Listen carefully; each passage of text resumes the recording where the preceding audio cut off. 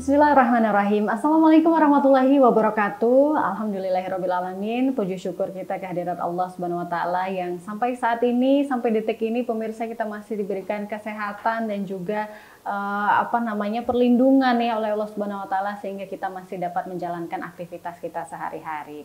Senang sekali saya Kori dapat kembali menyapa hari Anda tentunya dalam acara Syiar Muhammadiyah Majelis Pelayanan Sosial Pimpinan Daerah Muhammadiyah Kota Medan. Dan seperti biasa pemirsa ya, kita akan membahas tema-tema yang sangat menarik yang tentunya menarik untuk diperbincangkan dan harus kita bahas supaya menambah wawasan kita bersama, menambah keimanan dan ketakwaan kita kepada Allah Subhanahu wa taala. Nah, kali ini yang akan kita bahas adalah tentang pendidikan Muhammadiyah. Dan seperti yang kita ketahui bahwa organisasi Muhammadiyah ini sangat peduli dengan pendidikan ya, pemirsa, terbukti dengan dibangunnya universitas, sekolah-sekolah dan lain sebagainya yang luar biasa sekali. Nanti kan kita bahas ya dengan narasumber yang juga sudah hadir bersama Kori di sini.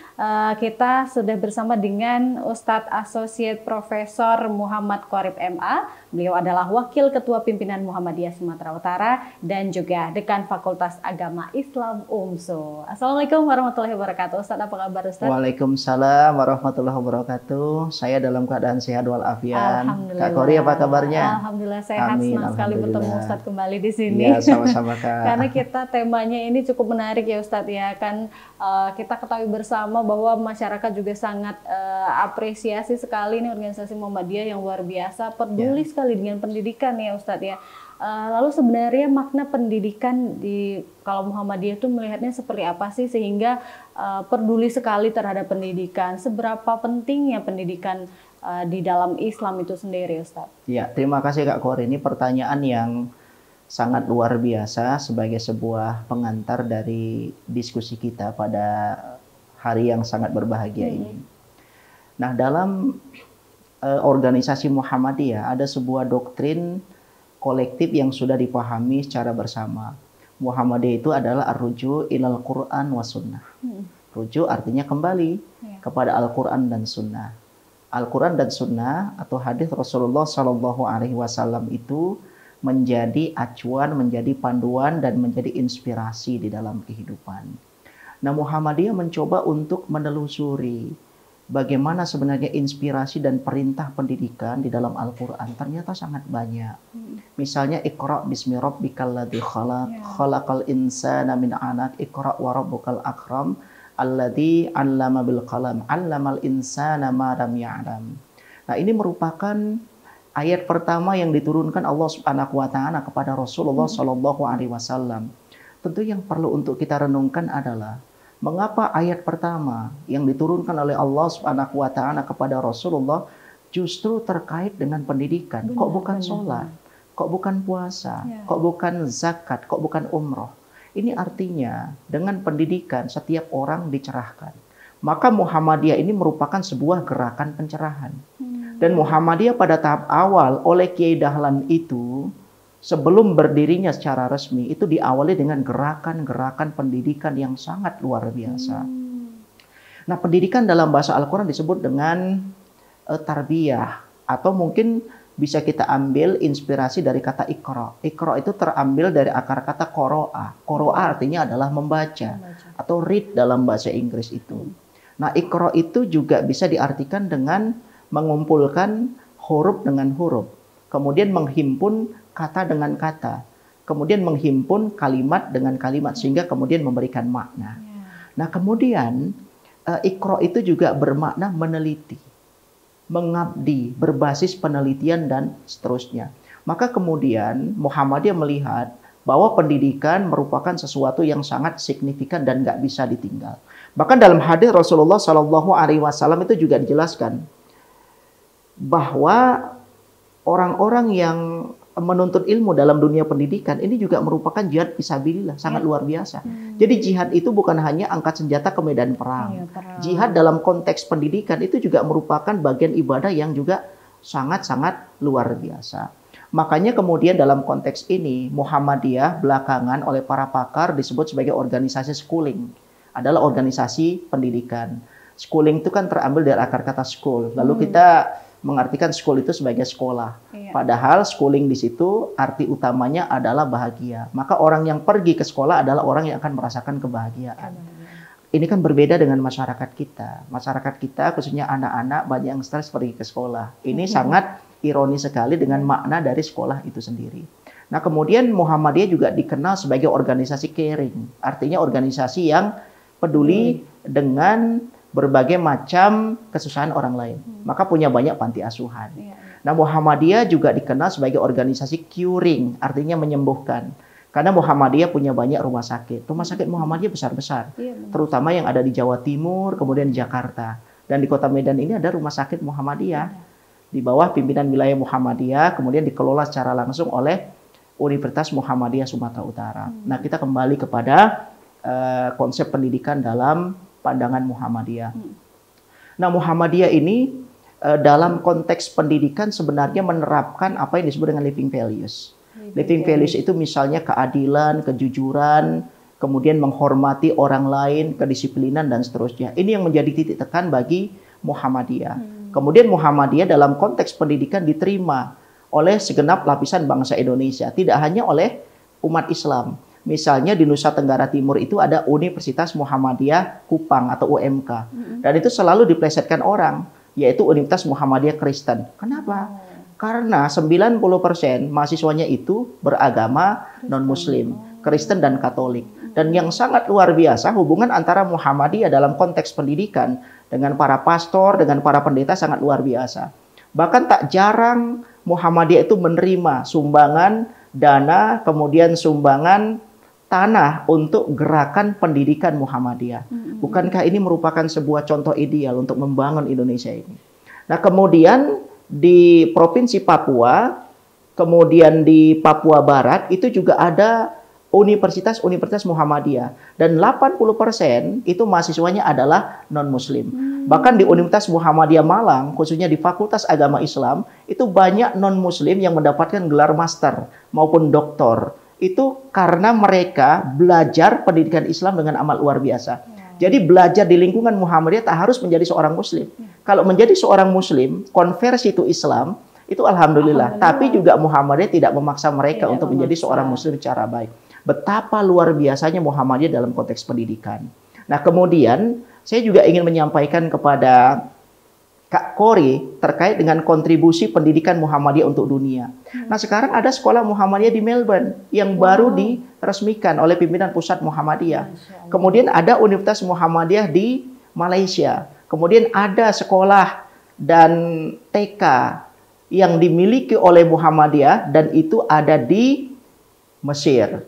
Dan sebenarnya ini merupakan bagian dari internasionalisasi pendidikan Muhammadiyah. Maka betul-betul Muhammadiyah ini ingin berkorban untuk persyarikatan, untuk Muhammadiyah sendiri. Kemudian yang kedua adalah untuk umat masyarakat Muslim. Yang ketiga untuk bangsa negara kita. Dan yang keempat adalah untuk dunia. Maka Muhammadiyah for the world, Muhammadiyah untuk dunia. Betapa pentingnya pendidikan bagi Muhammadiyah. Tapi ingat, pada saat di awal perintisan Kiai Dahlan membangun lembaga pendidikan ini bukan murni berasal dari pemikiran dari Kiai Dahlan, tidak. Namun beliau membangun interaksi yang sangat luar biasa kepada para sahabatnya, meskipun non-Muslim sekalipun. Nah, dan kita mengenal. Boleh diceritakan Ustadz bagaimana pendiri Muhammadiyah itu sendiri dalam merintis pendidikan di Muhammadiyah ini? Iya, jadi pada tahap awal sebenarnya Kiai Dahlan ini merintis pendidikan lewat aktivitas individu beliau. Beliau memiliki murid-murid terdekat karena beliau pernah hijrah ke kota Mekah selama 2 kali, kemudian mendapatkan pencerahan, ilmu-ilmu terkait dengan keislaman, kemudian pemikiran-pemikiran pembaruan Islam, dan beliau bawa dalam suasana terbatas pada saat itu di Yogyakarta, kemudian banyak pengikutnya, dan dia dirikan lembaga pendidikan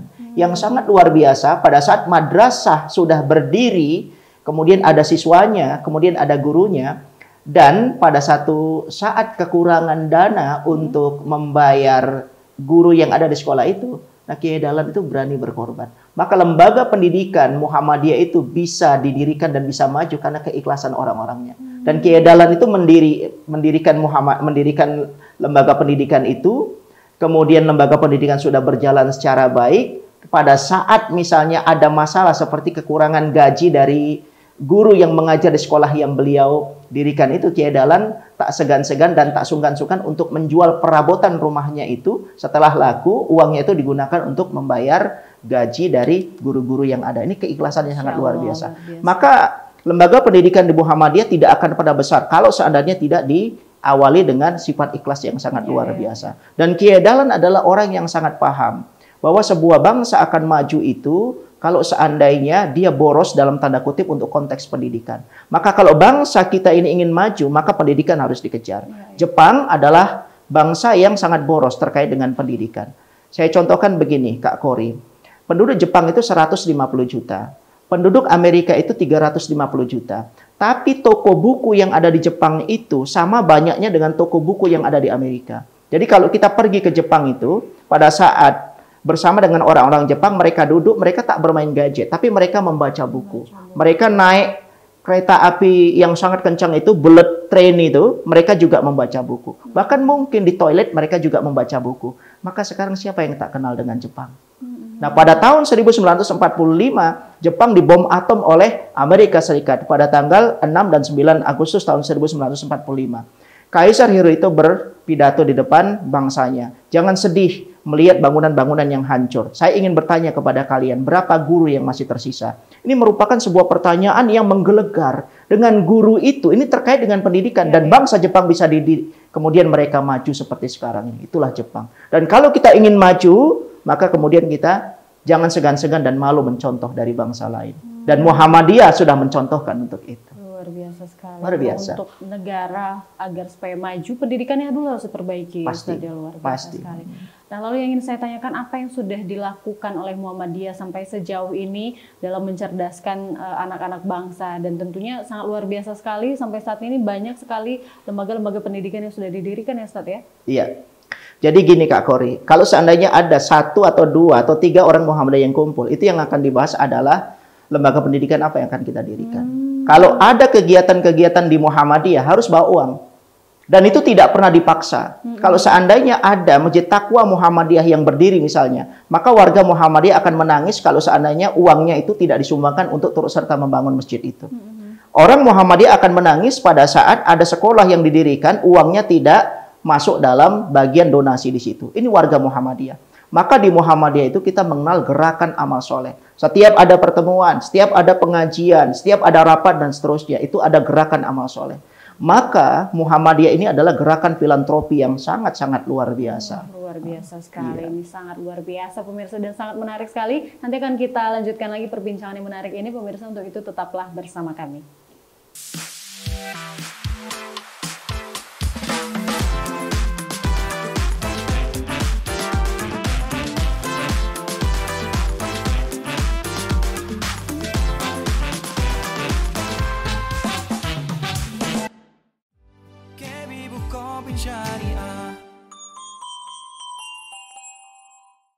Iya pemirsa, tadi Ustadz Qorib sudah menjelaskan ya pemirsa bagaimana pendiri Muhammadiyah ini dalam mendirikan lembaga pendidikan tentunya di Muhammadiyah, dan sangat luar biasa sekali, harus ikhlas. Itu tadi yang disebutkan oleh Ustadz Qorib bahwa setiap ada pertemuan, ada pengajian dan lain sebagainya, warga Muhammadiyah melakukan gerakan amal soleh begitu ya Ustadz ya. Dan ini tentunya untuk membangun Muhammadiyah itu sendiri dalam membangun lembaga-lembaga pendidikan kah ataupun lembaga-lembaga yang lainnya, dan tentunya untuk umat tujuannya ya Ustadz ya. Lalu seperti apa selanjutnya Ustadz setelah melakukan gerakan amal soleh, kemudian ini dikumpulkan dan mendirikan satu lembaga pendidikan, atau seperti apa konsepnya Ustadz? Yang lebih luar biasa lagi Kak Kori, harus kita pahami bahwa lembaga pendidikan yang didirikan oleh Muhammadiyah itu adalah punya Muhammadiyah, bukan punya pribadi. Jadi tidak akan pernah kembali kepada person-person. Jadi terpusat pada pimpinan pusat Muhammadiyah dimanapun berada. Dan yang sangat luar biasa ini adalah bahwa pendidikan Muhammadiyah itu ditujukan untuk setiap anak bangsa, tanpa membeda-bedakan suku, agama, golongan, dan seterusnya. Sebagaimana tadi dalam pengantar sudah saya sebutkan. Maka Profesor Haidar Nasir itu sangat menarik, menyampaikan sebuah kritik yang luar biasa, perlu untuk menjadi renungan bagi kita semua. Kata beliau, kalau kita ingin maju, maka dalam tanda kutip boroslah dalam konteks pendidikan. Jangan bakhil-bakhil dalam konteks pendidikan, dalam hal apapun. Maka kalau seandainya kita memiliki kelebihan rezeki, maka gunakan itu untuk sarana pendidikan, untuk media meningkatkan kualitas pendidikan kita. Karena memang tidak ada bangsa-bangsa di dunia ini yang bisa besar, membangun kebudayaan dan peradaban besar, kemudian memimpin dunia dengan meninggalkan konsep pendidikan, tidak ada. Nah, bagi sebagian masyarakat di Indonesia ini, kita sangat curiga dalam tanda kutip dengan Cina. Padahal harus kita pahami, Cina dengan jumlah penduduk 1,5 miliar, kira-kira secara kuantitatif seperti itu. Tapi pendidikan sangat luar biasa. Jumlah penduduk Indonesia itu 272 juta. Tapi jumlah universitas antara yang ada di Indonesia dengan di Cina itu jauh lebih banyak kita. Jumlah universitas di Indonesia itu ada sekitar 4.000. Jumlah universitas yang ada di Cina itu sekitar 3.000-an. Tapi jumlah universitas yang berkualitas dan tingkat dunia itu adanya di Cina. Itu sangat luar biasa. Nah, Cina ini sangat cerdas dalam konteks pendidikan. Kalau seandainya ada negara maju, dia akan memberikan beasiswa kepada anak-anak Cina yang cerdas, dikirim ke negara itu. Nah, kemudian setelah kembali ke negaranya harus bisa mengkopi teknologi yang ada di negara itu, tapi produksi Cina. Maka dulu kita mengenal handphone Nokia. Ada Nokia Finlandia yang asli, ada Nokia produk dari Cina. Ini luar biasa. Dan Cina ini sangat cerdas dalam memasarkan produk-produknya. Ini karena persoalan kecerdasan pendidikan. Di Indonesia ini dikenal sebagai masyarakat dengan tingkat konsumerisme yang sangat tinggi. Dan Indonesia ini merupakan pasar dari perdagangan dunia, tak terkecuali dari Cina. Maka handphone apapun ada di Indonesia ini yang berasal dari Cina. Misalnya Oppo, kemudian apalagi itu, Vivo dan seterusnya. Dan yang lebih luar biasa lagi dalam tanda kutip candaan sedikit, merek-merek handphone dari Cina itu agak kejawa-jawaan. Oppo, Vivo. Nanti mungkin ke depan akan ada merek handphone, mereknya Nengono dan Ojongono, kira-kira begitu. Itu juga sebabnya mungkin kita sering mengenal istilah tuntutlah pendidikan, tuntutlah ilmu dari buayan sampai ke liang lahat. Seperti itu. Oh iya, tuntutlah ilmu sampai ke negeri Cina. Gitu, betul. Tuntutlah ilmu sampai ke negeri Cina. Meskipun Cina banyak kelemahannya sebagai negara komunis dan seterusnya, tapi kelebihan-kelebihannya sangat luar biasa. Dari 1,5 miliar penduduk Cina, ada 40 juta itu adalah umat Islam. Dan Mas Qorib itu kan sudah berangkat ke Guangzhou, dan Mas Qorib itu sholat di Masjid Huaiseng, kemudian sholat di Masjid Sa'ad bin Abi Waqqas. UMSU ingin memberikan beasiswa kepada mereka dalam konteks pendidikan. Dan UMSU juga pernah mau diamanahkan untuk mengasuh 100 mahasiswa dari Cina yang mendapatkan beasiswa dari Dubai, Timur Tengah. Tapi karena persoalan politik luar negeri Cina yang tidak mengizinkan calon-calon mahasiswa mereka belajar di luar negeri, akhirnya itu tidak jadi. Dan ini merupakan kontribusi dari Muhammadiyah untuk konteks pendidikan, dan ini betul-betul sangat luar biasa. Nah, kemudian Muhammadiyah ini memiliki konsep pendidikan yang sangat khas. Misalnya kami di Universitas Muhammadiyah Sumatera Utara, biasanya kalau di kampus umum itu kita mengenal Tridharma perguruan tinggi. Ada pendidikan pengajaran, kemudian ada penelitian, dan ada pengabdian masyarakat. Nah, di UMSU itu ada yang disebut dengan Al-Islam dan Kemuhammadiyahan. Maka bukan tri lagi, tapi catur. Catur artinya kan 4. Yang keempat ini adalah Al-Islam dan Kemuhammadiyahan. Itu seperti apa itu? Ya, pendidikan seperti apapun Kak Kori nggak akan pernah maju kalau meninggalkan agama. Ini penting. Makanya kemudian Muhammadiyah itu menjadi muazin bangsa dan meluruskan kiblat bangsa pada saat otorita dari pemerintah kita menghapuskan kata agama dari konsep-konsep pendidikan yang ada. Tanpa agama nggak mungkin bangsa kita ini akan berdiri. Betul, kita kagum dengan pendidikan yang ada di luar negeri. Kita kagumlah dengan pendidikan yang ada di New Zealand. Mas Qorib 1 bulan penuh tinggal di New Zealand selama bulan Ramadan. Tahu Mas Qorib bagaimana konsep pendidikan mereka. Dan sangat luar biasa. Jadi anak-anak datang ke sekolah itu sangat bahagia, sangat senang.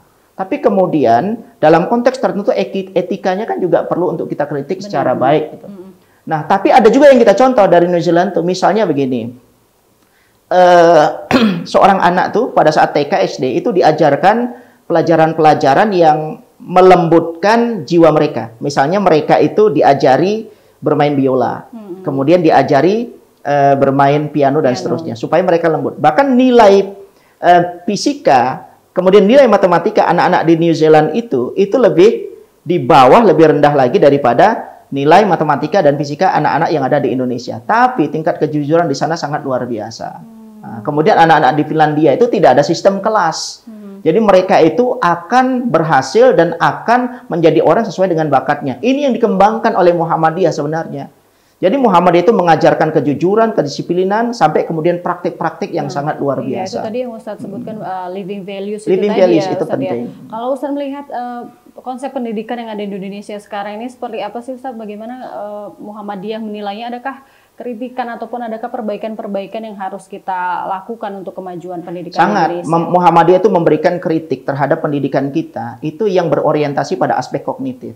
Pada saat kita sekolah misalnya, ada teman kita yang pintar, lalu kita mengatakan ini yang akan berhasil di tengah-tengah masyarakat. Padahal belum tentu.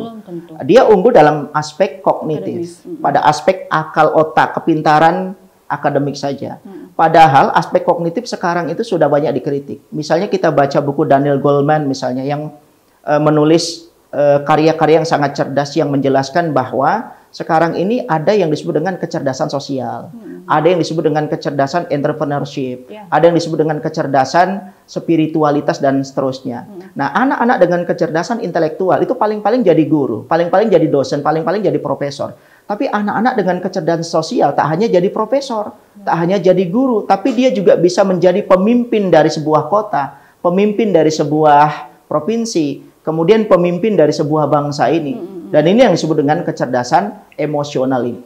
Makanya kemudian ada juga sebuah buku yang ditulis oleh Irfan Illich, itu judulnya adalah The Schooling Society. Dia mengatakan bahwa banyak sekali alumni-alumni dari sekolah, kemudian alumni dari universitas, itu yang tak dapat bersaing di tengah-tengah masyarakat. Maka sekolah itu tak penting, lebih bagus ditutup saja.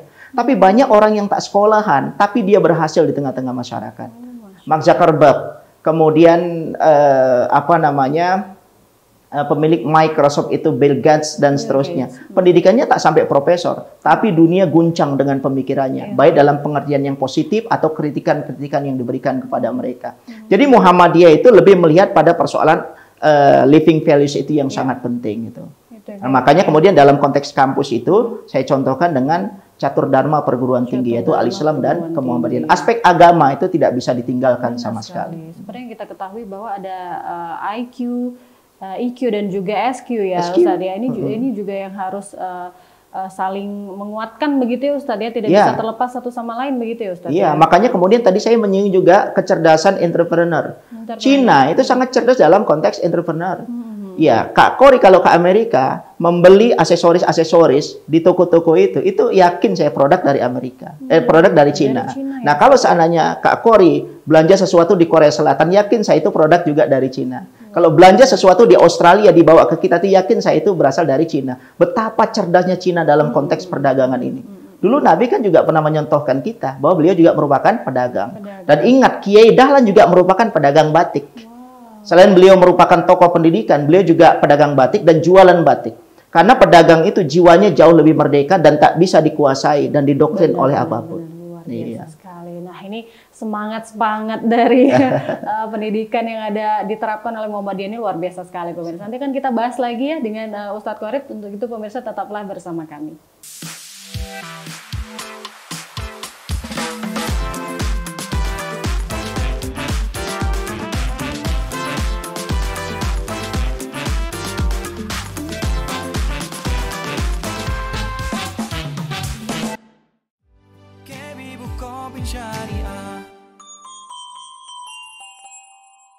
Pemirsa, terima kasih masih menyaksikan kami ya pemirsa. Kita masih membahas pendidikan Muhammadiyah yang sangat luar biasa sekali. Dari zaman dahulu kala sampai dengan saat ini sudah sangat berkembang. Banyak sekali lembaga-lembaga pendidikan yang sudah didirikan oleh Muhammadiyah, luar biasa. Dan tentunya tadi Ustadz Qorib juga ada menyinggung kritikan-kritikan tentang pendidikan yang diterapkan pada saat ini ya pemirsa. Karena memang Muhammadiyah menerapkan living values ini memang sangat harus diterapkan, seperti IQ, EQ dan juga SQ yang harus seimbang begitu. Lalu Ustadz, yang terjadi pada era saat ini ya, era 4.0 bahkan 5.0 untuk sekarang ini, perkembangan teknologi luar biasa, karena kan memang teknologi ini adalah produk daripada pendidikan itu sendiri ya Ustadz ya. Dan yang banyak terlibat di dalam dunia teknologi saat ini adalah anak-anak muda begitu ya Ustadz ya, yang kita sebut adalah kaum milenial begitu. Lalu seperti apa, bagaimana caranya kita menyeimbangkan ini anak-anak milenial kita ini untuk terus berkembang dengan pendidikan, dengan teknologinya, dan juga seimbang dengan ilmu spiritualnya ini Ustadz. Ini mungkin PR juga untuk kita bersama ini Ustadz ya, bagaimana cara menyeimbangkan? Saya menjawabnya begini Kak Kori. Di kalangan Muhammadiyah itu sangat terkenal teologi Al-Ma'un. Teologi Al-Ma'un itu merupakan kritikan dari Allah Subhanahu wa Ta'ala kepada orang-orang yang rajin sholat, tapi kemudian tidak mau berkorban secara sosial. Fawailul lil musallin alladzina hum an sholatihim sahun alladzina hum yura'un wa yamna'unal ma'un. Di kalangan Muhammadiyah juga dikenal adanya teologi al-insyirah. Bahwa kemudian ada berbagai macam hambatan, tantangan, cobaan, masalah yang dihadapi oleh kita dalam sebuah aktivitas, jangan pernah mundur. Karena di sebalik masalah, di sebalik problem itu ada berbagai macam kemudahan. Nah, di Muhammadiyah itu kita juga mengenal teologi al-asr. Teologi al-asr itu wal-as, demi waktu, demi masa. Maka kita harus memanfaatkan waktu itu secara baik. Nggak boleh waktu itu berlalu begitu saja tanpa produktif, tanpa kreatif, tanpa hal-hal yang bermanfaat. Innal insana lafi khusr. Semua manusia dalam kerugian, siapapun. Tapi kemudian ada orang-orang yang tidak mengalami kerugian. Siapa mereka? Illal ladzina amanu. Yang pertama adalah orang yang beriman. Iman yang betul-betul beriman. Wa amilus shalihat. Kemudian orang-orang yang beramal soleh. Amal soleh itu artinya sebuah amalan yang kalau dilakukan dia membawa faedah untuk dirinya sekaligus orang lain. Jadi kalau seandainya kita baca Quran tengah malam mengganggu tetangga kita pakai mic kuat-kuat, itu amal soleh enggak? Enggak amal soleh. Karena tidak bermanfaat bagi orang lain. Watawasau bil haq, dan orang-orang yang menetapi al-haq. Al-haq itu bisa kita terjemahkan dengan ilmu pengetahuan dan teknologi. Nah, itu dia. Maka bangsa-bangsa yang akan besar adalah bangsa-bangsa yang menguasai ilmu pengetahuan dan teknologi. Ini yang perlu untuk kita renungkan secara bersama. Nah, kelemahan bagi bangsa Indonesia itu kita lebih banyak memilih ilmu-ilmu sosial ketimbang teknologi. Lebih banyak yang masuk ke fakultas ekonomi daripada masuk ke fakultas saintek misalnya. Lebih banyak yang masuk ke fakultas pendidikan ketimbang masuk ke fakultas kedokteran. Lebih banyak yang masuk ke fakultas ilmu sosial dan ilmu politik ketimbang masuk ke fakultas ilmu komputer. Nah, kalau seandainya ada 10 mahasiswa, itu bisa kita prediksi di Indonesia ini, itu 2 akan mengambil fakultas yang terkait dengan teknologi, 8 yang terkait dengan hal-hal yang sosial, berbau sosial. Dan ini merupakan sebuah kelemahan bagi kita. Ini berbeda misalnya dengan Jerman, berbeda misalnya dengan Jepang, berbeda misalnya dengan Korea Selatan, di mana fakultas-fakultas yang terkait dengan teknologi itu begitu diminati dan sangat-sangat luar biasa. Maka hasilnya dalam sekian puluh tahun ke depan, kita dapat saksikan betapa mereka sangat dekat dengan teknologi itu. Apalagi pada saat ini kita hidup pada era 4.0, nanti ke depan kita hidup pada era 5.0, di mana hubungan kita tidak lagi kepada manusia secara umum, tapi mungkin kepada artificial intelligence. Bahkan di Jepang itu asisten rumah tangga saja bukan orang lagi tapi sudah robot. Robotnya bernama Christine, Caroline, dan seterusnya. Apapun yang kita perintahkan, robot itu mau respon. Namun robot itu miskin rasa. Tidak ada rasa hormat dan seterusnya. Ini yang perlu kita pahami secara baik. Nah, kita nanti di perbankan juga tidak akan berhadapan dengan teller-teller itu. Kita akan berhadapan dengan berbagai macam teknologi. Ini yang disebut dengan artificial. Maka kita harus bersiap untuk menghadapi perubahan-perubahan yang kita sebut dengan turbulensi secara baik, dengan mempersiapkan ilmu pengetahuan dan teknologi secara paripurna. Maka Muhammadiyah dalam konteks ini selain mendrive, memotivasi, mendorong secara kuat penguasaan ilmu pengetahuan dan teknologi, Muhammadiyah juga menjelaskan bahwa ilmu pengetahuan dan teknologi itu memang betul-betul harus didasari oleh etika keagamaan yang kuat. Ini sangat penting. Karena bangsa kita adalah bangsa berbudaya dan bangsa kita adalah bangsa yang menganut agama, kemudian mengimplementasikan agamanya secara baik dan benar. Luar biasa. biasa sekali. Jadi Ya. memang ini harus seimbang ya Ustadz ya. Harus Karena seimbang. kalau kita hanya mengejar, ibaratnya kalau kita terjun di bidang teknologi hanya mengejar dunia saja nih Ustadz ya. Iya. Kita lalaikan dengan akhirat kita. Sebenarnya ini teknologi juga itu juga merupakan lalai. bagian dari agama sendiri. Maka dalam Islam itu tidak dikenal sistem pemisahan apakah ini merupakan bagian dari dunia atau merupakan bagian dari akhirat. Cuman namanya bukan saja agama, tapi bagian dari agama. Apapun yang kita lakukan, selama itu tidak bertentangan dengan Al-Quran dan Sunnah, tidak bertentangan dengan tradisi keagamaan, itu bagian dari agama. Luar biasa Iya. sekali. Jadi Termasuk Kak Kori menjadi host pada saat ini juga merupakan bagian dari dakwah dalam pengertian yang sangat benar luas. sekali. Iya. Insya Allah dapat Insya bermanfaat Allah. ya Ustaz. Amin, Ya, luar amin. biasa sekali.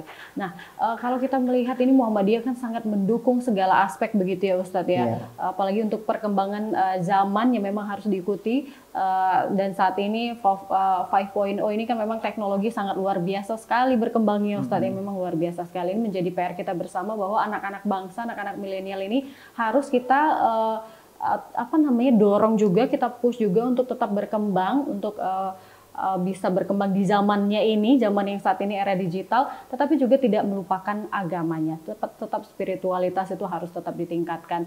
Mungkin bisa belajarnya di sekolah Muhammadiyah begitu Ustaz Insya ya. Allah mudah-mudahan. Universitas Muhammadiyah yang tentunya luar biasa sekali, sekolah-sekolah Muhammadiyah yang tentunya luar biasa sekali dengan konsep-konsep pendidikan yang tadi living values itu memang harus terus ditanamkan seperti itu ya Ustaz ya. Ya mungkin perlu juga informasi saya sampaikan kepada Kak Kori dan kepada para sahabat dimanapun berada. Itu Muhammadiyah punya 172 perguruan tinggi di Indonesia Masya ini. Allah, banyak sekali, Dan Ustaz. itu luar biasa. Dan bisa bersaing dengan perguruan tinggi negeri. Kalau perguruan tinggi Muhammadiyah itu dikelola lewat dana sendiri, swadaya, ini sangat luar biasa. Kalau perguruan tinggi negeri itu tentu difasilitasi sedikit banyaknya oleh pemerintah. Kalau kami berjuang sendiri. Tapi kemudian kualitas yang ada di perguruan tinggi Muhammadiyah banyak yang tidak kalah dengan perguruan tinggi negeri. Kemudian sekolah-sekolah kami, TK-nya saja itu berjumlah ribuan. Kemudian SD-nya berjumlah ribuan. Kemudian SMP, SMO, sampai kemudian perguruan tinggi tak hanya nasional tapi juga internasional. Ini merupakan sebuah bukti intensnya Muhammadiyah dalam konteks pendidikan dan dalam memberikan pelayanan kepada seluruh anak bangsa, bahkan semesta ini, Kak Kori.